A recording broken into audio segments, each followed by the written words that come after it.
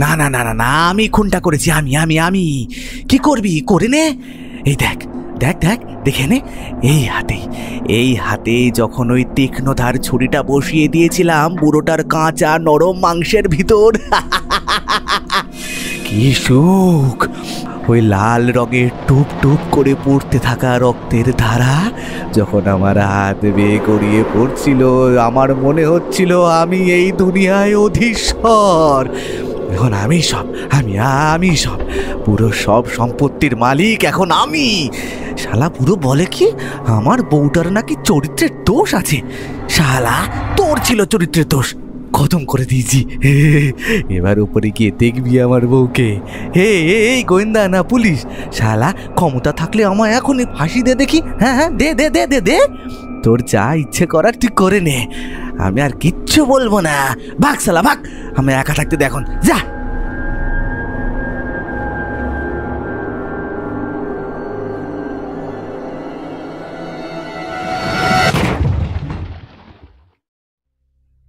আজ অনেক দিন হলো রুদ্রদার হাতে তেমন একটা কোনো কেস নেই, তাই সে একটু পড়াশোনায় মনোযোগ দিয়েছে। আসলে রুদ্রদার বিশ্বাস যখন মানুষের করার কিছু থাকে না তখনই আসল পরীক্ষার সময়, এবং সে সর্বদা বলেও একটি মানুষকে সারাটা জীবন কিছু না কিছু শিখতে থাকা উচিত। বলা যায় না কখন কোন জ্ঞান কাজে লেগে যায়। তবে আমি কিছুদিন হলো দেখছি ও একটু মিশর নিয়ে পড়াশোনা করছে। লাইব্রেরি থেকে 2-3টে বইও নিয়ে এসেছে, সেগুলো এখন ঘরের এখানে ওখানে পড়ে আছে। আর ওর সেইগুলো যে পড়া হয়ে গিয়েছে তার বলে দিতে হয় না। আজ সন্ধেবেলা সবে চা খাওয়া শেষ হয়েছে, আমি ওর উদ্দেশ্যে বললাম, আচ্ছা রুদ্রদা, তুমি তো ওই মিশর নিয়ে অনেকদিন ধরে পড়াশোনা করছো, তবে মমি রহস্য এবং পিরামিড ছাড়াও ওই দেশ সম্পর্কে আমি তো বিশেষ কিছুই জানি না। মিশরের কিছু অজানা রহস্য আছে কি? বলিস কি রে? হ্যাঁ, আরে মিশর দেশটার আবার রহস্যের শেষ আছে নাকি? নীল নদের তীরে গড়ে ওঠা এনশিয়েন্ট ইজিপ্টের ইতিহাস, রাজা তুতেনখামেনের সমাধি, আশ্চর্য geyser pyramid, the great Sphinx, সব মিলিয়ে পুরো দেশটাই না একটা রহস্যে ঘেরা জায়গা, বুঝলি? তবে তোকে এইসব বললে হয়তো বুঝতে পারবি না, তোকে না কিছু ঘটনা শোনাই। আমি গুটিসুটি মেরে সোজা হয়ে বসলাম রুদ্রদার কথা শোনার জন্য। রুদ্রদা যখন বলে ওর প্রতিটি কথায় থাকে নতুন কিছু জানার হাতছানি, তাই আমি তা সবসময় মন দিয়ে শুনি। প্রথমেই আসি রাজা তুতেনখামেনের কথায়। রানী নেফারতিতির সৎপুত্র রাজা তুতেনখামেন সম্ভবত মিশরের সবচেয়ে বিখ্যাত শাসক। রাজা কোনোভাবেই মিশরের সবচেয়ে শক্তিশালী বা দীর্ঘস্থায়ী রাজা ছিলেন না, তবে 1922 সালে তার সমাধি আবিষ্কারের জন্য তিনি কিন্তু বিখ্যাত। সেই সময় পর্যন্ত রাজার সমাধিটি সবচেয়ে সুসংরক্ষিত আবিষ্কৃত সমাধিগুলির মধ্যে একটি ছিল। তার সবাধারের মূর্তিগুলি মিশর বিদ্যার মুখ হিসেবে রয়ে গেছে। রাজা তুতেনখামেন অল্প বয়স থেকেই মিশর শাসন করেছিলেন এবং নেতা হিসেবে তার সময়কাল কিন্তু বেশি দিন স্থায়ী হয়নি। রাজা অনেক স্বাস্থ্য সমস্যার সম্মুখীন হন এবং মাত্র 19 বছর বয়সেই মারা যান। ঠিক কিভাবে মারা যান তা জানা যায়নি এবং এর ফলে বিশেষজ্ঞরা কেবল অনুমান করতে পেরেছেন যে তিনি একটি ভাঙা মাথার খুলি এবং ভাঙা হাঁটু নিয়ে মারা গেছেন। এটা কি রাজনৈতিক প্রতিপক্ষের হাতে সহিংস মৃত্যুর লক্ষণ নাকি কেবল একটি মর্মান্তিক দুর্ঘটনা, সেটা কেউ নিশ্চিত করতে পারেনি। এবার আসে দ্বিতীয় রহস্য, গিজার লুকোনো কক্ষের কথায়। গ্রেট পিরামিডগুলি যতই বিখ্যাত হোক না কেন, এখনো সেগুলির ভিতর অনেক কিছুই আছে যা মানুষ তাদের সম্পর্কে জানে না। পিরামিডের বিশাল অংশ ব্যাপকভাবে অনুসন্ধান এবং অধ্যয়ন করা হয়েছে, তবে পিরামিডের কিছু অংশ আধুনিক প্রত্নতাত্ত্বিক এবং বিজ্ঞানীদের দ্বারা অস্পৃশ্য রয়ে গেছে। 2017 সালে গবেষকরা সবচেয়ে বড় পিরামিড খুফু স্ক্যান করেছিলেন এবং তাদের আবিষ্কারগুলি আশ্চর্যজনক ছিল। পূর্ববর্তী বছরগুলিতে আবিষ্কৃত 3টি কক্ষ ছাড়াও পিরামিডের নিচে আরো বড় একটি লুকোনো কক্ষ ছিল। কক্ষটিতে প্রবেশের কোনো পথ বা পরিচিত প্রবেশ পথ নেই। মিশরীয়রা কিভাবে এবং কেন পিরামিডে এই সংযোজন করেছিল তা এখনো সম্পূর্ণ রহস্য। এই কক্ষের ভিতরে কি রয়েছে এবং এর উদ্দেশ্য কি ছিল তা সম্ভবত অজানাই থেকে যাবে। অন্যদিকে গিজার গ্রেট পিরামিডের ছায়ায় অবস্থিত গ্রেট স্ফিংস, এই বিশাল পাথরের কাঠামোটি আশ্চর্যজনকভাবে 240 ফুট লম্বা এবং 66 ফুট উঁচু। স্ফিংসের উৎপত্তি সম্পূর্ণ অজানা। একসময় যুক্তিসঙ্গত ধারণা করা হতো যে মিশরীয়রা পিরামিডের মতো স্ফিংসও তৈরি করেছিল, কিন্তু সম্ভবত তা নয়। মূর্তির গোড়ায় জলের ক্ষয়। স্ফিংসের জন্ম প্রায় ৭,০০০ খ্রিস্টপূর্বাব্দে। এর থেকে বোঝা যায় যে প্রাচীন মিশর প্রাথমিকভাবে যা ধারণা করা হয়েছিল তার চেয়ে অনেক পুরনো, অথবা একইভাবে উন্নত কোনো পূর্ববর্তী সভ্যতা স্ফিংস তৈরি করেছিল। কেন বা কে স্ফিংস তৈরি করেছিল তার প্রকৃত উৎপত্তি এবং উদ্দেশ্য নিয়ে অসংখ্য তত্ত্বের জন্ম দিয়েছে, ভিনগ্রহী স্থপতি থেকে শুরু করে অত্যন্ত উন্নত হারিয়ে যাওয়া সভ্যতা পর্যন্ত। মানুষ হয়তো স্ফিংসের সম্পূর্ণ ইতিহাস কখনোই পুরোপুরি বুঝতে পারবে না। এই সমস্ত শত রহস্যের জট নিয়ে আজও দাঁড়িয়ে আছে পৃথিবীর সব থেকে পুরনো সভ্যতাগুলোর মধ্যে অন্যতম নীল নদের তীরে মিশরীয় সভ্যতা।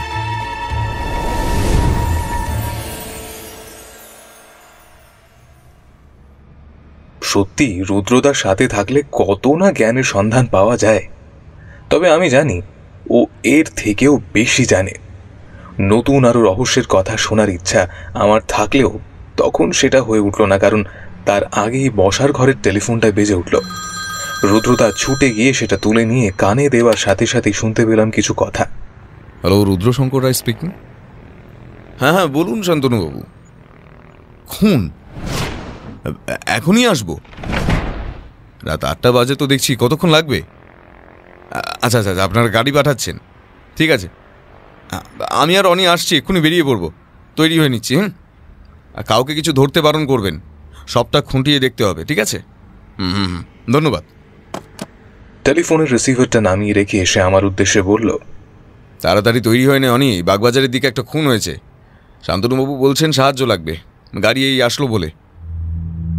আমি আর রুদ্রদা 5 মিনিটের মধ্যে হালকা পোশাক চাপিয়ে নিতেই প্রায় মিনিট খানেক পর বাড়ির বাইরে জিপের শব্দ শুনতে পেলাম। বুঝতে পারলাম পুলিশের জিপ এসে হাজির। আমরা সেটায় উঠে বসার সাথে সাথেই সেটা ছেড়ে দিল। যে গাড়ি চালাচ্ছে ছেলেটা সদ্য জয়েন করা কনস্টেবল, তবে তার গাড়ি চালানোর হাত বেশ ভালো। রুদ্রদা ওকে খুনটার সম্পর্কে জিজ্ঞাসা করায় সে জানিয়ে দিল সে সেখানে যায়নি, সে পুলিশ স্টেশনে ছিল এতক্ষণ।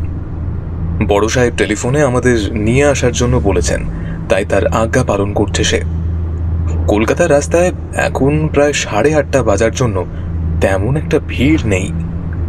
গাড়ি আমাদের পৌঁছে দিল সঠিক স্থানে ঠিক 20 মিনিটের মাথায়।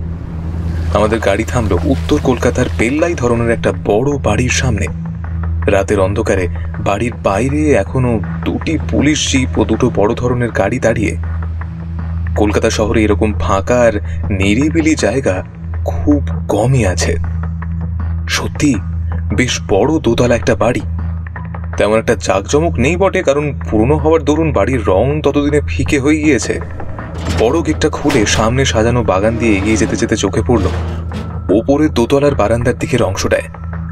অসম্ভব সুন্দর রং বেরঙের ফুলের টব শোভা পাচ্ছে সেখানে। আমরা সিঁড়ি দিয়ে ওপরে উঠে গেলাম। বাড়ির বয়স হলে কি হবে, যার বাড়ি তার এলেম ছিল বলতেই হবে। দেশ বিদেশের দামি দামি ফুলদানি আর ঘর সাজানোর জিনিস দিয়ে পুরো নিচের বসার ঘর ঠাসা। দেখে বোঝাই যাচ্ছে এগুলো শখের জন্য ঘর সাজাতে ব্যবহার করা হয়েছে।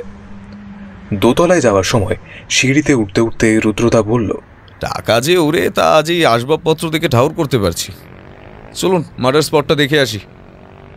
আমরা এগিয়ে গেলাম দোতলার বড় ডাইনিং পেরিয়ে পেছনের বেডরুমের দিকে। ঘরটায় এখন বলা যায় মানুষের মেলা, কারণ এদিকে ওদিকে ইতস্তত ছড়িয়ে আছে পুলিশের লোক। একজন চাকুর গোছের লোককে মেঝেতে বসে কাঁদতেও দেখলাম। আর ঘরে আরো 3 জন পুলিশ আছেন যারা নিজেদের তদন্তের খুঁটিনাটি কাজ দেখে চলেছেন। পুরো কাঠের পালঙ্কের আশেপাশের জায়গাটা একটা সাদা রঙের দাগ দিয়ে ঘিরে ফেলা হয়েছে। আমি জানি এটাকে ডেথ স্পট বলে, রুদ্রদা বলেছিল। এর মানে এখানে খুন হয়েছে, আর এই জায়গায় প্রবেশ বা কোনো জিনিস ধরা ছোঁয়ার জন্য পুলিশের বিশেষ অনুমতির প্রয়োজন হয়। এবার আমার চোখ গেল মেঝের দিকে। সেখানটা তখনও ভেসে যাচ্ছে জমে থাকা লালচে রক্তের দাগে। আর একজন মাঝবয়সী বৃদ্ধ লোক যেন এখনো চিরনিদ্রায় শায়িত আছেন সেখানে। লোকটির চোখ বন্ধ, মুখে মৃত্যু যন্ত্রণার ছাপ স্পষ্ট। বলাই যায় পেছন দিয়ে কেউ ওনাকে ঘাড়ে ছুরি মেরে খুন করেছে। আর সব থেকে একটি আশ্চর্য ব্যাপার দেখে আমরা চমকে গেলাম। কারণ মৃতদেহের পাশের দেওয়ালে রক্তের দ্বারা লেখা কয়েকটা অক্ষর নীল। এটা যে হাতের আঙুল দিয়ে লেখা হয়েছে সেটা আমাদের কাছে স্পষ্ট, তবে খুনি এই রক্তের দাগ দিয়ে নীল লিখে ঠিক কি বোঝাতে চেয়েছে সেটা আমি বুঝতে পারলাম না। রুদ্রদা দেখলাম এবার এগিয়ে গেল বডিটার কাছে, প্রায় 5 মিনিট ধরে এদিক ওদিক ভালো করে লক্ষ্য করলো, তারপর এগিয়ে গেল শান্তনু বাবুর দিকে। দেখছই তো রুদ্র, ব্যাপারটা কেমন গোলমেলে। খুনি কিন্তু নিজের নাম দেওয়ালে লিখে গেছে, তাও আবার মৃত ব্যক্তির রক্ত দিয়ে। ব্যাপারটা কেমন বোকা বোকা না? খুনি কি নিজেই ধরা দিতে চাইছে? সেসব নয় বুঝলাম, প্রথমে আপনি আমায় মৃত ব্যক্তির নাম এবং সমস্ত ডিটেলস বলুন, সেটা আগে জানা দরকার। ভদ্রলোকের নাম সত্যানন্দ চ্যাটার্জি, বয়স প্রায় 60-65 কাছাকাছি। বাড়ির লোক বলতে বাড়িতে শুধুমাত্র একজন চাকর। ভদ্রলোক বিপত্নিক ছিলেন, আর খুনটা হয়তো হয়েছে সন্ধ্যাবেলার দিকে। আর যতদূর বোঝা যাচ্ছে খুনি নিজেই ধারালো ছুরি নিয়ে এসেছিল এবং খুন করে সেটি আবার নিয়েও চলে যায়। খোঁজ নিয়ে জানা গেছে সত্যানন্দবাবু বেশ মালদার লোক ছিলেন। একসময় তার ব্যবসা বেশ রমরমিয়ে চলত, তবে এখন তার ভাইপোকে দোকানের দায়িত্ব দিয়ে নিজে এখন ছাড়া হাত পা ছিলেন। তবে কে বা কারা, কেন, কোন আক্রোশে তাকে খুন করলো সেটা ঠিক বুঝতে পারছি না, বুঝলে তো। ব্যবসায়ী লোকদের এমনিতেই শত্রু থাকে বলে শুনেছি, তবে ওই দেওয়ালে লেখা নীলু নামটা অত্যন্ত সন্দেহজনক, কারণ সত্যানন্দ বাবু ওনার ভাইপোকে এই নামে ডাকতেন। সত্যানন্দ বাবুর ভাইপোর নাম নীলাঞ্জন চ্যাটার্জি, আর আমাদের পুলিশের সন্দেহ অনুযায়ী সেই হয়তো নিজের কাকাকে খুন করেছে। আমি লোকটিকে ধরার জন্য ওর বাড়িতে লোক পাঠিয়েছি। ও এখন আমাদের চোখে আসল কালপ্রিট। যদি সে সোজাসুজি স্বীকার না করে যে সেই খুনটা করেছে, তবে আমাদের অন্য পথ অবলম্বন করতে হবে। হঠাৎ করে এমন সময় আমার মাথায় একটা কথা ঘুরপাক খাচ্ছিল, আমি সেটা বলেই ফেললাম। আচ্ছা রুদ্রদা, এটাও তো হতে পারে যে সত্যানন্দ বাবুকে খুনি ছুরি মেরে পালিয়ে যায়, আর ছুরি মারার ফলে সত্যানন্দ বাবু আহত হন, আর তিনি নিজের খুনিকে চিনতে পেরে তার নাম এই দেয়ালে শনাক্ত করে রেখে দিয়ে গিয়েছিলেন, এবং তিনি সেটা দেওয়ালে নিজের রক্ত দিয়ে লিখে দিয়ে গিয়েছিলেন। রুদ্রদা কথাটা শুনে হাসি মুখে বলল, না অনি, এটা অসম্ভব। একটা লোক যদি আহত হয়, সে যদি তার শরীরের একটুও শক্তি থাকে, সে নিজেকে বাঁচানোর চেষ্টা করবে আগে। দেওয়ালে তার খুনির নাম লিখবে না। এটা যে খুনি নিজের হাতেই লিখেছে এটা স্পষ্ট। তবে একটা ব্যাপার দেখে আমি স্পষ্ট বুঝতে পারছি। রুদ্রদা বলার সাথে সাথে একজন কনস্টেবল গিয়ে চাকরটিকে ডেকে আনতে গেল। তবে রুদ্রদা পুরো ঘরটা আবার ভালো করে তন্ন তন্ন করে খুঁজে দেখতে লাগলো, আর লাশটার থেকে 12-13 হাত দূরে খাটের তলায় আবিষ্কার করলো একটা মদের বোতলের ছিপি, এবং সব থেকে আশ্চর্যের ব্যাপার হলো সেই ছিপিটার মধ্যেখানে একটি ছিদ্র করা। স্পষ্ট বোঝা যাচ্ছে এই ছিদ্রটা কোনো ছুরির আঘাতে করা হয়েছে। রুদ্রদা সেটা হাতে তুলে নিয়ে একবার দেখে বলল, খুনি অত্যন্ত ধূর্ত। সে যে ছুরিটা ব্যবহার করেছে সেটি ছিল অত্যন্ত ধারালো, তাই সে ছুরিটাই মদের বোতলের ঢাকনার মধ্যে গেঁথে এনেছিল, যাতে তার শরীরে কোনো আঘাত না লাগে। এই ছিপিটাই আমাকে পরে সাহায্য করবে এই তদন্তের কেসের খুনিকে শনাক্ত করতে। রুদ্রতাই কথাটা বলা শেষ করার আগেই ঘরে হন্তদন্ত হয়ে দুজন কনস্টেবল ঢুকলো। তারা যে কথাটা বলল সেটা শুনে আমরা তো অবাক। তাদের মধ্যে একজন শান্তনু বাবুর দিকে উদ্দেশ্য করে বলল, স্যার, কেসটা নিতান্তই সহজ। নীলু অর্থাৎ ওই নীলাঞ্জন চ্যাটার্জি, উনি তার কাকাকে খুন করেছে। আমরা যখন তাকে গ্রেফতার করলাম, সে প্রথমে অস্বীকার করলেও পরে লোকটা স্বীকারও করে যে সেই তার কাকাকে খুন করেছে। আমরা সঙ্গে সঙ্গে তাকে গ্রেফতার করি এবং হাজতেও ভরে দিয়ে এসেছি। খুনি যে এই ভাইপো মানে নীলাঞ্জন চ্যাটার্জি যে খুনটা করেছে সেটা স্যার এখন পুরো জলের মতন স্পষ্ট। কিন্তু শান্তনুবাবু হাসি মুখে বললেন, বলো কি এত সহজ কেস? আমি খালি খালি রুদ্রকে ডেকে আনলাম। লোকটার বয়ান নিয়ে লোকটাকে আবার একবার জেরা করে দেখা যাক। থানায় চলো তাহলে। রুদ্রদা শান্তনুবাবুর উদ্দেশ্যে বলল, কেসটা এতটা সহজ মনে হচ্ছে না আমার। কেন জানি না আমার মন বলছে এবং চোখ বলছে এই খুনটা সে করেইনি। কি হলো হে রুদ্র? খুনি নিজে স্বীকার করছে সে খুন করেছে, তুমি বলছো কি সে খুন করেনি? এ যে অসম্ভব ব্যাপার। তবে তুমি তোমার মতো তদন্ত করো, আমি বাধা দেব না। রুদ্রদা প্রথমে এগিয়ে গেল দেওয়ালে লেগে থাকা রক্তের দাগটার দিকে, তারপর শান্তনুবাবুর উদ্দেশ্যে বলল, প্রথমত দেওয়ালে লেগে থাকা রক্তের পরীক্ষা করে দেখুন, আর মেঝেতে পড়ে থাকা সত্যানন্দবাবুর শরীরে রক্ত পরীক্ষা করে দেখুন সেটা মিলে যাচ্ছে নাকি, আর বডিটা পোস্টমর্টমে পাঠানোর ব্যবস্থা করব। তাতে আমরা আরও কিছু তথ্য জানতে পারবো। তুমি কিন্তু বেগার খাটছো রুদ্র, এক্ষেত্রে হতাশ হওয়ার প্রবণতা সব থেকে বেশি। হতাশ হতে আমার কোনো অসুবিধা নেই শান্তনুবাবু। আপনি একটা কাজ করুন, এই চাকরটিকে পাশের ঘরে বসতে বলুন, আমি ওকে কিছু জিজ্ঞাসা করব, তারপর আপনাদেরই সঙ্গে থানায় যাব নীলাঞ্জন চ্যাটার্জির সঙ্গে কথা বলার জন্য। শান্তনুবাবু দেরি করলেন না, সঙ্গে সঙ্গে চাকরটিকে পাশের ঘরে আসার জন্য বলে দিলেন। চাকরটি ঘরে ঢুকতেই আমরা দেখে বুঝতে পারলাম সে অত্যন্ত ভেঙে পড়েছে। সম্ভবত মালিকের এমন অকাল মৃত্যু সে আশা করেনি। সে যাই হোক, রুদ্রদা ওর উদ্দেশ্যে বলল, প্রথমে বলো তোমার নাম কি, আর এখানে কত বছর আছো? মোর নাম দিনু বাবু। মুই এখানে 20 বছর কাম করতাছি বাবুর কাছে। তা দিনু, তুমি কি চাকর? তুমি থাকতে ভদ্রলোককে কেউ খুন করে দিয়ে চলে গেল আর তুমি এটা জানতেও পারলে না? না বাবু না, যখনই খুনটি হয়েছে আমি ঘরেই ছিলাম না। সন্ধ্যা তখন 6:15-20 হইবে। হঠাৎ করে পুরো বাড়ির কারেন্ট চলে গেল, কিন্তু আমি বাইরে গিয়ে দেখলাম কারেন্ট গেছে শুধু আমাদের বাড়িতেই, অন্যান্য সব বাড়িতেই আলো তখন চকচক করছে। কি আর করি, ফিরে গিয়ে বাবুকে কথাটা বলি। বাবু জানায় কারেন্টের লোকটাকে খবর দিতে। আমি তাই বেরিয়ে যাই বাবুর কথা মতো। তবে বেরিয়ে যাবার আগে আমি দেখতে পাই নীলুবাবু প্রবেশ করছেন বাড়িতে, আর তিনি এই খুনটা করেছেন বাবু আমি বুঝতেই পারতেছি, কিন্তু তিনি এটা কেন করলেন সেটাই তো ঠাওর করতে পারতেছি না। তার মানে তুমি বলছো খুনের আগে তুমি নীলুবাবুকে এই বাড়িতে ঢুকতে দেখেছো? তুমি কি ভদ্রলোকের গলার আওয়াজ বা মুখ দেখেছিলে? না বাবু, অন্ধকার থাকায় আমি খালি গেটের বাইরে দিয়ে বেরিয়ে গিয়েছিলাম, কোনো আওয়াজই দিইনি, আর অন্ধকারে তাকে স্পষ্ট দেখতেও পাইনি। খালি বুঝেছিলাম তিনি আসছেন। তাহলে তুমি কিভাবে অনুমান করছো যে নীলাঞ্জন বাবুই বাড়িতে এসে খুনটি করেছেন? অন্য কোনো লোকও তো হতে পারে। আর এখন তো দেখছি লাইন এসে গেছে বাড়ির, তার মানে কি? হ্যাঁ বাবু, পুলিশ এসে বাড়ির মিটার ঘর পরীক্ষা করে দেখতে পায় কেউ ইচ্ছা করেই লোডশেডিং করার জন্য মিটারের হাতলটা বন্ধ করে রেখেছিল, আর অন্ধকারই খুনি নিজের কাজ সেরে নিয়েছে। আমি যখন ইলেকট্রিকের লোকটিকে খবর দিয়ে আসি ততক্ষণে সব শেষ।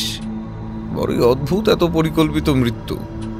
প্রথমে মিটার ঘরে গিয়ে কারেন্টের মিটার অফ করে দেওয়া হয়, তারপর এমন সময় দেখে খুনি বাড়িতে প্রবেশ করে যখন সত্যানন্দবাবু প্রায় একা। তুমি কি তবে নীলুবাবুকেই সন্দেহ করছো? সেই কি তবে খুনটা করেছে?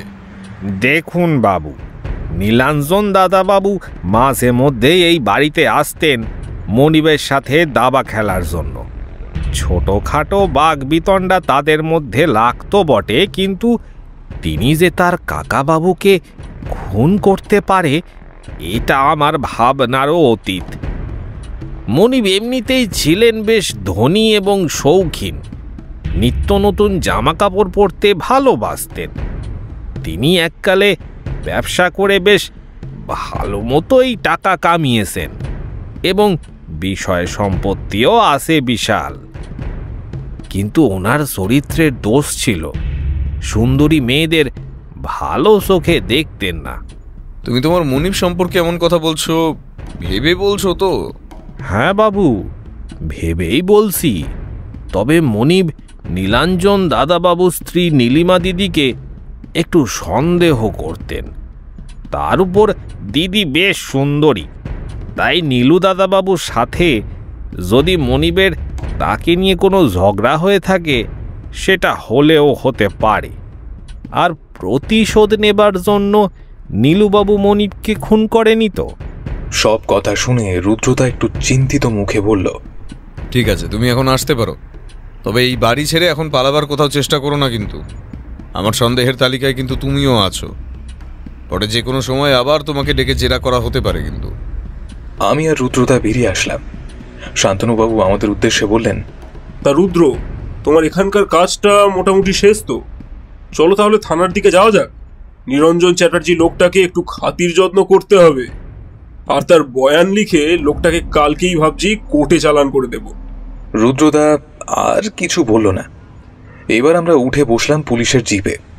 মিনিট খানেকের মধ্যে আমরা থানায় পৌঁছালাম। থানার বেশিরভাগ পুলিশই রুদ্রদার চেনা এবং ওরা রুদ্রদাকে সম্মান করে খুব। আমরা এগিয়ে গেলাম লকআপের দিকে, যেখানে নীলাঞ্জন বাবুকে রাখা হয়েছে। থানার ঘড়িতে দেখতে পেলাম রাত তখন প্রায় 11:30টার কাছাকাছি। কেস সলভ করার খাতিরে আমাকে এবং রুদ্রদাকে অনেকবারই এরকম রাতের বেলা বাড়ির বাইরে বের হতে হয়েছে এর আগে।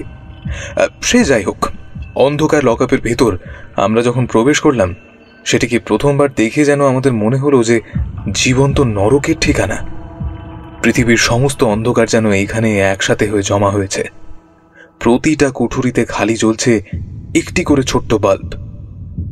প্রতিটি জেলখানা গঠিত শত শত লোহার শক্ত রডের মাধ্যমে, এবং তার ভেতরে অবস্থান করছে কিছু মানুষরূপী পশুর দল। আমরা জেলারের ঘরে গিয়ে বসলাম। সেই ঘরটিতে আসবাবপত্র বলতে কিছুই নেই, খালি অবস্থান করছে একটি লোহার টেবিল এবং তার চারপাশে 4টি চেয়ার।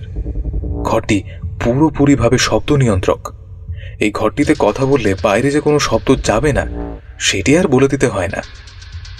আমি, রুদ্রদা এবং শান্তনুবাবু একটি চেয়ার টেবিলের এক প্রান্তে নিয়ে একসাথে বসলাম। অপর প্রান্তে একটি চেয়ার ফাঁকা রাখলাম আসামির জন্য। যদিও তাকে এখনো আসামি বলা চলে না, সে কোনো অভিযুক্ত। পুলিশ যদিও তাকে সম্পূর্ণভাবে অপরাধী ঘোষণা করে দিয়েছে। মিনিট খানেক এইভাবে চলার পরে ঘরে প্রবেশ করলো একজন লোক। লোকটার চুল ইতস্তত এবং মুখ চোখ বিধ্বস্ত। বোঝাই যায় এই লোকটার উপর দিয়ে পুলিশি জেরার ফলে বেশ মানসিক চাপ গিয়েছে। হাতে এবং শরীরে অনেক জায়গায় কালশিটের দাগ দেখে বোঝাও যাচ্ছে হয়তো বল প্রয়োগও করা হয়েছে এনার উপর সত্য বার করার জন্য। শান্তনুবাবু লোকটাকে সামনের চেয়ারটি দেখিয়ে দেওয়ায় সে সেখানে বসল। তারপর কেমন জানি একটু অদ্ভুত ফিক ফিক করে আমাদের দিকে চেয়ে হিংস্র হাসি হাসতে লাগলো। শান্তনুবাবু লোকটার দিকে কড়া গলায় বললেন, নীলাঞ্জন চ্যাটার্জি, তুমি যা করেছো সেটা আমাদের সামনে স্বীকার করো। নিজের কাকাকে খুন করতে তোমার হাত কাঁপলো না, স্কাউন্ড্রেল? ঠিক আছে শান্তনু, ওনাকে পুরো ঘটনা নিজেকে বলতে দিন। কি জানতে চাস শালা? হ্যাঁ, কতবার বলবো যে আমি খুন করেছি? মারবি আমায়? মেরে ফেল। এই যে কালো দাগগুলো ফেলেছিস, মেরেই তো ফেলেছিস। হ্যাঁ, শেষ করে দে, একেবারে শেষ করে দে। তুমি যে খুন করনি সেটা আমার কোনো সন্দেহ নেই, তবে কেন তুমি নিজের ঘাড়ে খুনির দোষ নিচ্ছ? কে বলেছে আমি খুন করিনি? নিজের এই হাত দিয়েই আমি খুনটা করেছি। কাকা শালা আমার বউকে উল্টো পাল্টা কথা বলবে আর আমি ছেড়ে দেব? আমার বউ পরমরদের সাথে এই কথা বলার ক্ষমতা ওকে কে দিল? শেষ করে দিয়েছি শালা ওই বুড়োকে। হ্যাঁ, তুমি যখন বলছো তুমি কোনটা করেছো, তবে বলো কোন হাতে সেটা করেছো তুমি, আর কিভাবে কি দিয়ে করেছো খুনটা? প্রশ্নটা করার সাথে সাথেই যে প্রশ্নের উত্তর আমাদের দিকে ধেয়ে এলো, সেটার জন্য আমরা কিছুতেই প্রস্তুত ছিলাম না। কারণ নীলাঞ্জন চ্যাটার্জি চিৎকার করে বলে উঠল, কোন হাত দিয়ে খুন করব মানে? আমার ডান হাত কি ভাঙা নাকি? এই যে এই হাত দিয়ে আমি নিজে বন্দুক ছুঁড়েছিলাম। একটা গুলি আর শালা শেষ, বুড়ো শেষ। খালি মেরে আর ভয় দেখিয়ে সত্য বের হয় না শান্তনুবাবু। সব তো এখন জলের মতো পরিষ্কার, খুনে করেনি। সম্ভবত কেউ একে LSD জাতীয় ড্রাগ দিয়েছে, তাই সে ভুলভাল বকছে। কাল সকাল হতে হতে ওনার নেশা নেমে যাবে। এমন কিছু ড্রাগ হয় যা স্বল্প সময়ের জন্য ব্যবহার করলে তা মানুষের বুদ্ধি করে তোলে একজন হিংস্র পশুর মতো। কাল ওনার অবস্থা সঠিক হলে আবার একবার সকালে বয়ান নেবেন, দেখবেন লোকটাকে একজন অন্য মানুষ পাবেন।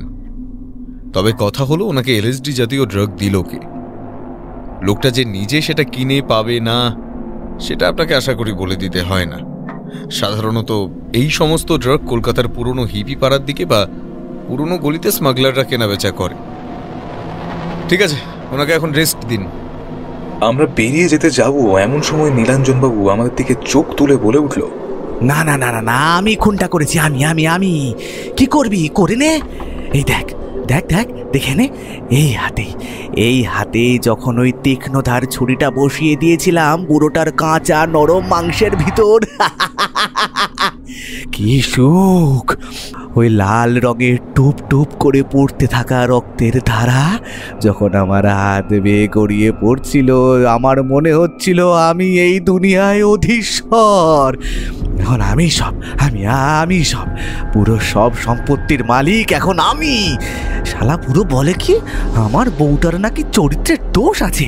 শালা তোর ছিল চরিত্রের দোষ, খতম করে দিয়েছি। এবার উপরে গিয়ে দেখবি আমার বউকে। এই গোয়েন্দা না পুলিশ, শালা ক্ষমতা থাকলে আমায় এখনই ফাঁসি দে দেখি। হ্যাঁ হ্যাঁ, দে দে দে দে দে, তোর যা ইচ্ছে করার তুই করে নে, আমি আর কিচ্ছু বলবো না। ভাগ শালা ভাগ, আমি একা থাকতে দে এখন, যা। শান্তনুবাবু আবার আমাদের দিকে তাকালেন। রুদ্রদা খালি বলল, লোকটা ভুল বকবে, এখন ওকে নিজের কথা বলতে দিন। আমার যা বোঝার বোঝা হয়ে গেছে, আবার রাত হয়ে গেছে, তো আমি এবার বাড়ির দিকে যাব। কাল নতুন করে সকাল সকাল কেসটা নিয়ে বেরোবো। আমার একটু চিন্তা করার আছে, ব্যাপারটা বেশ ঘোরালো। শান্তনুবাবু নিজে জিপে করে রাত 12:30 নাগাদ আমাদের বাড়ি ছেড়ে এসেছিলেন। রাতে খাওয়া দাওয়া করে আর শরীরে শক্তি ছিল না, তবে রুদ্রদা দেখলাম সিগারেট জ্বালিয়ে খাটের পাশে পায়চারি করছে। আমি বুঝলাম ও নিজের মাথায় সব ঘটনাগুলো গুছিয়ে রাখছে। রহস্য যে ভীষণ রকমের জটিল হয়ে উঠছে সেটা আর বলে দিতে হয় না।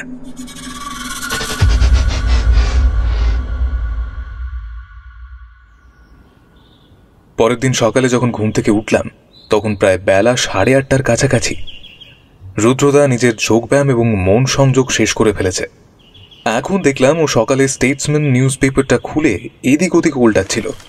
আমি তৎক্ষণাৎ ওকে জিজ্ঞাসা করলাম, আচ্ছা রুদ্রদা, আমরা তো জেলেও গেলাম, নীলাঞ্জনবাবুর বয়ানও নিলাম, আশা করি নীলাঞ্জনবাবু আজ সকালে পুরোপুরি সুস্থ। ড্রাগ এফেক্ট ওনার কেটে যাওয়ারই কথা, তবে আজ আমাদের কর্তব্য কি? রুদ্রদা নিজের পকেট থেকে ওর প্রিয় সিগারেটটা জ্বালিয়ে সেটা একটা শুক টান দিয়ে বলল,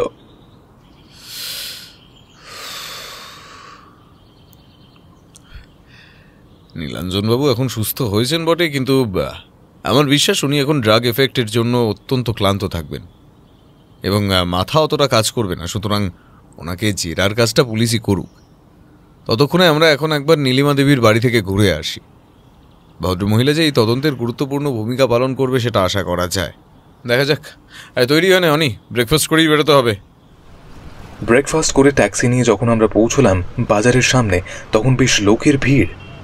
এই বাজারে লোকজনের আনাগোনা বেশ ভালোই বলতে হয়, তবে সারি সারি দোকানের মধ্যে জিজ্ঞেস করে নীলাঞ্জন চ্যাটার্জির দোকান খুঁজে পেতে তেমন একটা বেগ পেতে হলো না। রুদ্রদা একজন বয়স্ক দোকানদারের কাছে কিছু খবর নেওয়ার জন্য জিজ্ঞেস করেছিল। আচ্ছা চাচা, তুমি নীলাঞ্জন চ্যাটার্জির দোকানটা কোথায় বলতে পারো? তা বলতে পারবো না কেন বাবু, ওই যে বড় লোহার আর স্টিলের বার্তনের দোকানটা দেখছেন, সাথে দোতলা বাড়ি, ওটাই। চাচা যেদিকে আঙ্গুল দেখালো সেই দোকানটা এখন বন্ধ, সেটাই স্বাভাবিক। তবে দোকানের গা লাগোয়া বাড়িটাই যে ওনার সেটা আমরা জানতাম না। রুদ্রদা চাচাকে আবার প্রশ্ন করলো, আচ্ছা চাচা, নীলাঞ্জন লোকটা কেমন ছিল বলো তো? মদ বা খারাপ কিছু নেশা? না না, বেটা আমাদের বেশ ভালো আদমি ছিল, ওর মতো সচ্চা দিলের আদমি পাওয়া যায় না। তোমরা বুঝি পুলিশের লোক, আমি বলি কি, তোমরা খালি খালি ওকে সন্দেহ করছো, ও খুন করতে পারে না। আরে দিদিমণি অর্থাৎ নীলিমা চ্যাটার্জি কেমন বলে আপনার মনে হয়? দিদিমণিও বেশ ভালোই, তবে বেটার ব্যবসা এখন 1 বছর ধরে খারাপ যাচ্ছিল। কিন্তু দিদিমণি দেখতাম সব সময় লাগাতার সুন্দর সুন্দর নতুন নতুন শাড়ি আর গহনা পরে বাড়ি থেকে বেরিয়ে যেত। আমাদের বাজারের লোকেরাও সন্দেহ করত বটে, কিন্তু আমার মনে হয় বেটার কাকা তো বড় লোক ছিল, ওই বুড়াই হয়তো ওদের টাকা দিয়ে সাহায্য করত, তাই এত ভালোভাবে দিন কাটাচ্ছিল। কাল পুলিশ যখন বিকেলে ওকে তুলে নিয়ে গেল তোমরা তখন দেখেছিলে? না বাবু, আমাদের দোকান বিকালের দিকে তেমন একটা চলে না। বাজার সকালে যতটা খুন খোলা ততটা বিক্রি বাটা হয়। আমরা তো দুপুরেই দোকান বন্ধ করে দিই। তবে আমার মন বলে বেটা খুন করেনি, ওকে ফাঁসানো হচ্ছে। ঠিক আছে, ধন্যবাদ চাচা। বলে রুদ্রদা এগিয়ে গেল আরো কয়েকটা দোকানের দিকে। প্রত্যেকেই চাচার বলা কথাগুলোই বলল, তাই আর রুদ্রদার সময় নষ্ট করল না। এবার সে এগিয়ে গেল দোতলা বাড়িটার সদর দরজার দিকে। সেইখানে গিয়ে কলিং বেল টিপতেই দরজা খুলে দিলেন একজন বয়স 25-এর অত্যন্ত সুন্দরী মহিলা। ইনি যে নীলিমা চ্যাটার্জি সেটা বলে দিতে হয় না। আমাদের দেখে তিনি জিজ্ঞাসু দৃষ্টিতে তাকিয়ে থাকলেন। রুদ্রদা সোজাসুজি বলল, আমরা আপনার স্বামীর খুনের ব্যাপারে একটু কথা বলতে আর ঘরটা সার্চ করে দেখতে এসেছি। ভিতরে আসতে পারি? ভদ্রমহিলার সুন্দর মুখখানি যেন একটু ভীত সন্ত্রস্ত হয়ে বলল, হ্যাঁ, আপনারা আপনারা পুলিশের লোক? আসুন, আপনারা ভিতরে আসুন। রুদ্রদা আর আমি ওনার সাথে একটা বসার ঘরে গিয়ে ঢুকলাম। সেখানে একটা সোফা দখল করে সেটায় বসতে বসতেই মহিলা কাঁদো কাঁদো স্বরে বললেন, আমার স্বামী খুন করেননি, ও একেবারে নির্দোষ, ওকে ফাঁসানো হচ্ছে। আপনারা ওকে দয়া করে ছেড়ে দিন। আপনার স্বামী নির্দোষ সেটা প্রমাণ হবে আদালতে, আর সেটা করতে একজন ভালো উকিল লাগবে। তো সেটা কি জোগাড় হয়েছে? আপনি আমাকে এটা ভাববেন না যে আমি ওনাকে খুনি বলেই সন্দেহ করে এখানে এসেছি।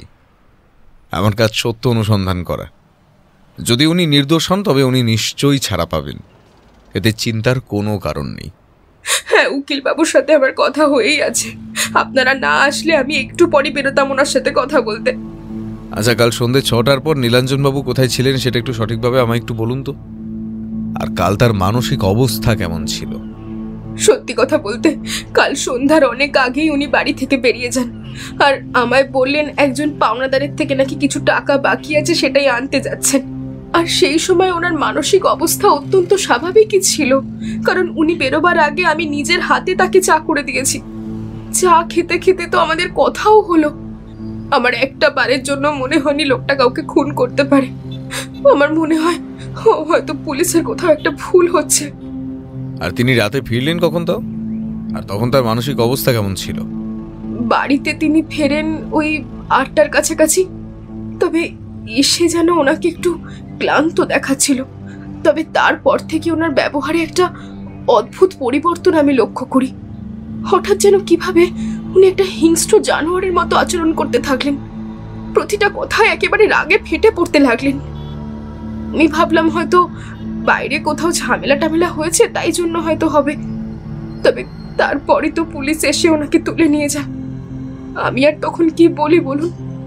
তবে বিশ্বাস করুন, খুনটা উনি করেনি। আপনার স্বামী কি মাদক জাতীয় কিছু নিতেন নিয়মিত? না না, একেবারেই না। উনি একদমই ওইসব থেকে দূরে থাকতেন। তবে মাঝে মধ্যে খুব ইচ্ছে হলে বাড়িতেই নিজে মদ কিনে এনে পান করতেন। চলুন আপনার স্বামীর ঘরটা একটু তল্লাশি চালিয়ে দেখতে চাই, হয়তো সেখানে কিছু প্রমাণ পাওয়া গেলেও যেতে পারে। নীলিমা দেবীর সাথে আমরা এবার যে ঘরে প্রবেশ করলাম সেটা যে একটা বেডরুম তার বলে দিতে হয় না। রুদ্রদা সবটাই খুঁজে দেখল, এদিক ওদিক কোনো দিক বাদ দেয়নি। তবে শেষে খাটের তলায় 3-4টে একই ব্র্যান্ডের মদের বোতল পাওয়া গেল। রুদ্রদা সেই বোতলগুলোর সাথে তার কাছে থাকা বোতলের ছিপিটা মিলিয়ে দেখল। বুঝতে পারলাম ভদ্রলোক যে ব্র্যান্ডের পানীয় খেতেন এই ছিপিটা সেইটা না। মোটামুটিভাবে এখানের কাজ শেষ করে আমরা বেরিয়ে এলাম রাস্তায়। তবে রুদ্রদা বলেই দিল যে আবার তার কিন্তু দেখা করতে আসতে হতে পারে। আমার যেন কেমন মনে হলো নীলিমা দেবীর যেন তার স্বামী গ্রেফতার হয় তেমন কোনো কষ্টই নেই। উনি খালি দেখাবার জন্য এসব আমাদের সামনে বললেন। আমি কথাটা রুদ্রদাকে বলতেই সেও সন্দেহ প্রকাশ করে বলল, তাহলে বলছি শোনি, মহিলার উপর নজর রাখতে হবে, তাই তো? উনি শুরুতেই বলেছিলেন না উকিলের বাড়ি যাবেন, আমরা বেরিয়ে গেলি। তবে আর এত তাড়াতাড়ি বাড়ি গিয়ে কাজ নেই, একটু মহিলাকে ফলো করে দেখা যায়, কি বলিস? যেমন বলা তেমন কাজ। আমরা ওই বাড়িটা থেকে বাজারের মধ্যে থাকা একটি চায়ের দোকান দেখে সেইখানে বসলাম। রুদ্রদা দেখলাম সবিশেষ উত্তেজিত। তার মানে কি আমরা কেসটার অনেকটা কাছে চলে এসেছি? আমরা দোকানটায় বসতেই ও একটা সিগারেট জ্বালালো। আমি 2 কাপ চায়ের অর্ডার দিলাম। চায়ের এক কাপে চুমুক দিয়ে এদিক ওদিক দেখে বুঝলাম এই দোকানে বেশ লোকজনের আনাগোনা আছে। টেবিলে চায়ের অর্ডারের থেকেও ডিম পাউরুটি খাবার লোক বেশি। আমি মনে মনে ভাবছি একটা অর্ডার করব নাকি। রুদ্রদা দেখি গম্ভীর মুখে আমার দিকে তাকিয়ে বলল, যেটা ভাবছিস একদম নয়, চুপচাপ চাটা খেয়ে নে।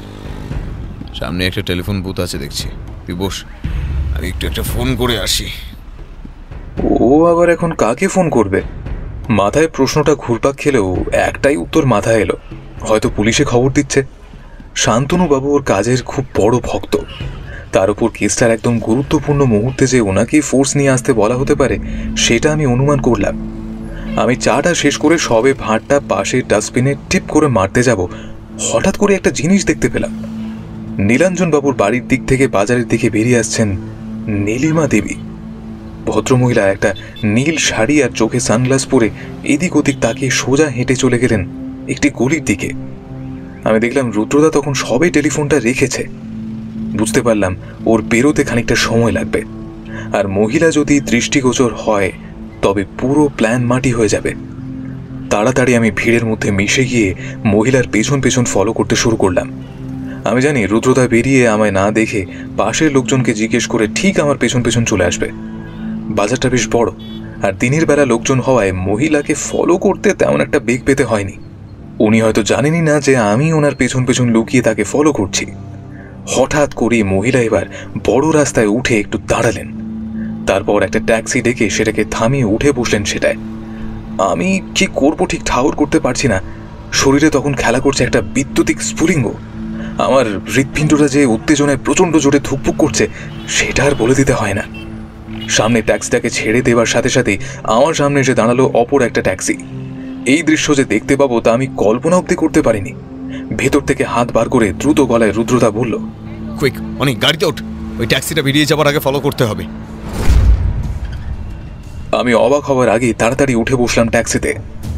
গাড়ির চালক যে একজন অবাঙালি ছেলে সেটা বুঝতে অসুবিধা হলো না আমার, কারণ রুদ্রদা প্রায় চিৎকার করেই বলল, UPL 7002, टैक्सी को फॉलो करो जल्दी, उसके पीछे पीछे चलो, ओवरटेक करने की कोई जरूरत नहीं।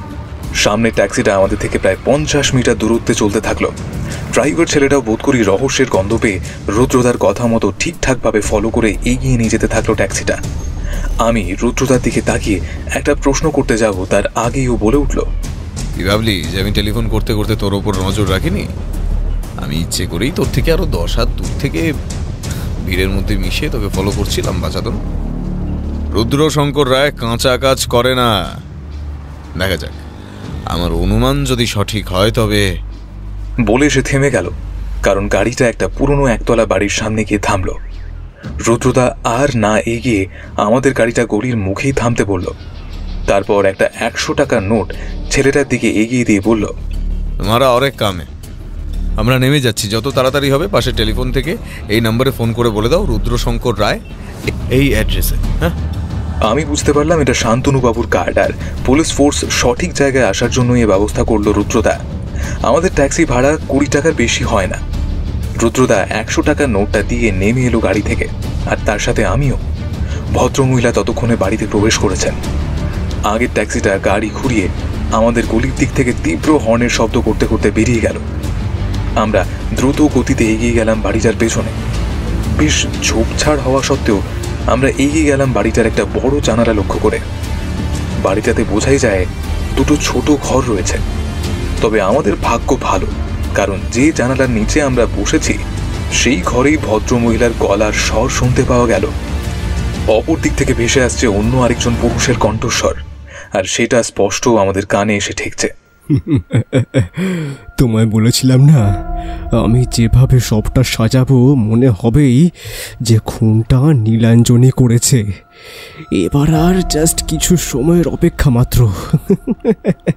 অত আনন্দ পাবার কিছু হয়নি।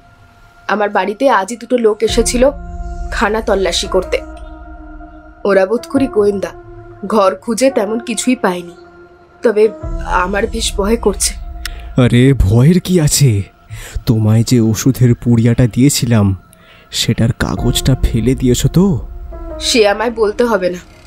তবে এখন শুধু সময়ের অপেক্ষা। নীলাঞ্জন পুলিশের কাছে দোষী প্রমাণিত হলেই ফাঁসির শাস্তি হবে এইটা আশা করা যায়। কথাটা শেষ করার আগেই বাড়ির বাইরের দিক থেকে 3-4টে ভারী মোটর জিপের শব্দ শোনা গেল। আমরা বুঝতে পারলাম যে সঠিক সময়ে উপস্থিত শান্তনুবাবু এবং তার দলবল। ভেতর দিক থেকে মহিলাকে ভয়ার্ত কণ্ঠে যেন বলতে শুনলাম, বাইরে এতগুলো গাড়ির শব্দ কেন বিপ্লব? পুলিশ আসেনি তো? কিন্তু পুলিশ আসবে কি করে? আমার বাড়ির ঠিকানা কিংবা আমার ব্যাপারে তো পুলিশের কিছুই জানতে পারার কথাই নয়। এই এই এই সালি সালি, তোর পেছন পেছন কোনো গোয়েন্দা টোয়েন্দা আমার বাড়ি অবধি এখানে পৌঁছে যায়নি তো? হ্যাঁ সালি, তোর জন্য ফাঁসবো নাকি আমি? হ্যাঁ, আমি তো কিছুই বুঝতে পারছি না বিপ্লব। কথাটা শেষ হওয়ার আগেই রুদ্রদা তার পকেট থেকে বের করে এনেছে একটা পিস্তল। সেটা এখন সামনের দিকে তাক করা। দ্রুত গতিতে দৌড়ে গিয়ে সে বাড়ির সদর দরজার গায়ে ধাক্কা দিতেই সেটা খুলে গেল। আমি আর পেছন পেছন শান্তনুবাবু তার দলবল প্রবেশ করলাম। বাকি পুলিশের হাতেও তখন উঠে এসেছে তাদের পিস্তল। শান্তনুবাবু চিৎকার করে ঘরের বাইরে দিয়ে বলল, ভিতরে যেই আছো নিজেকে পুলিশের হাতে আত্মসমর্পণ করো। পুলিশ তোমার বাড়ি চারদিক থেকে ঘিরে ফেলেছে, পালাবার পথ নেই। বিপ্লব বাবু, কোনো ভুল পদক্ষেপ নেবেন তাহলে কিন্তু আমি গুলি ছুড়তে বাধ্য হব। রুদ্রদার কথা শেষ হওয়ার আগে বিপ্লব বলে লোকটা তার পাশে থাকা নীলিমা দেবীর দিকে যেন আহত বাঘের মতো ঝাঁপিয়ে পড়ল।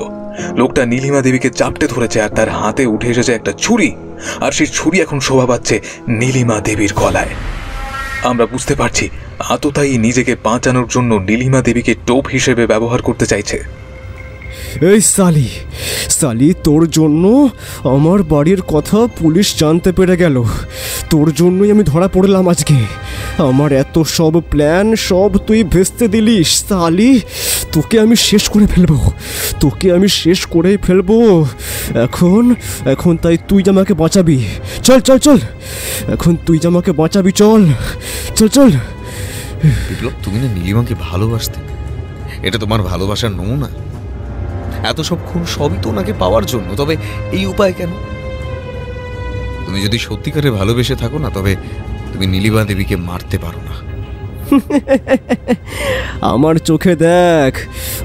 চোখে দেখ জানোয়ার, কি দেখতে পাচ্ছিস? হ্যাঁ, কোনো ভালোবাসা আছে? হ্যাঁ, ওকে মেরে ফেলতে আমার একবারও হাত কাঁপবে না, ঠিক আছে?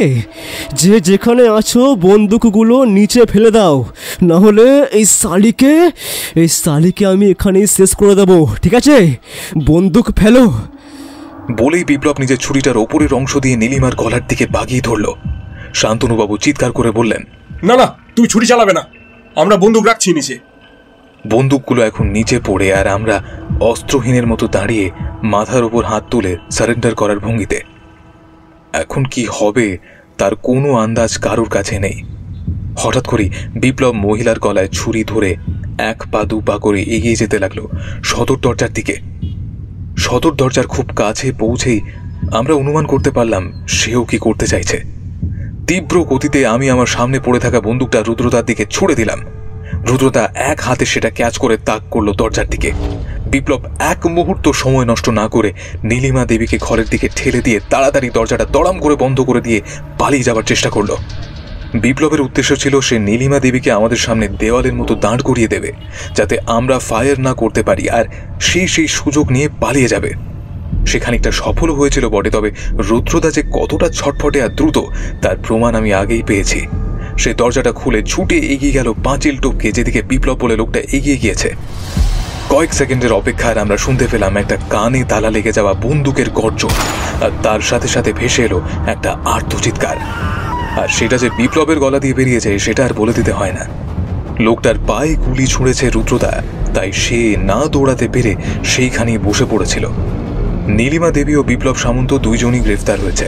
আর যে ছুরি বিপ্লব সামন্ত নীলিমা দেবীর গলায় ধরেছিল সেটা দিয়ে যে খুনটা করেছিল লোকটা সেটা স্বীকার করেছে। আর তার বাড়ি থেকে পাওয়া গিয়েছে একটা বিদেশি মদের বোতল, সেটার ছিপি হুবহু রুদ্রদার কাছে থাকা ছিপিটার সাথে মিলে গিয়েছে। সুতরাং সেই যে খুনি তার আর প্রমাণ করতে বেশি অসুবিধে হবে না। আমরা ফিরে এলাম বাড়িতে।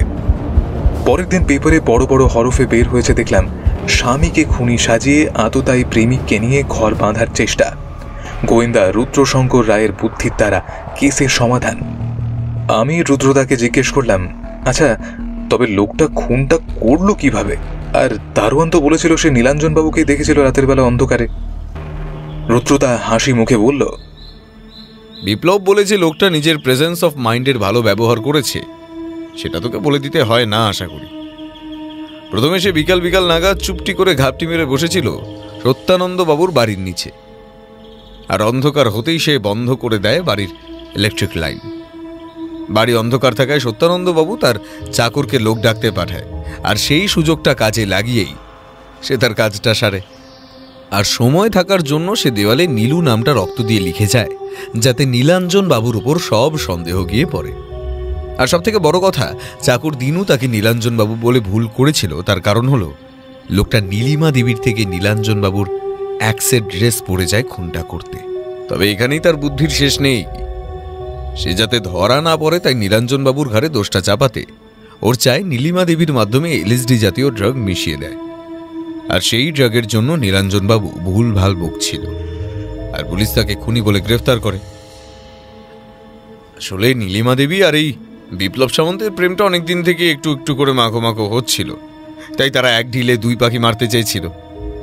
যদি আদালতে নীলাঞ্জন বাবু খুনি প্রমাণ হতো তবে তার ফাঁসি হতো, আর তার সত্যানন্দ বাবুর ও তার ভাইপোর অনুপস্থিতিতে সব সম্পত্তির মালিক হতেন নীলিমা দেবী। তারা সেই সম্পত্তি দিয়েই নতুন জীবন শুরু করবে ভেবেছিল।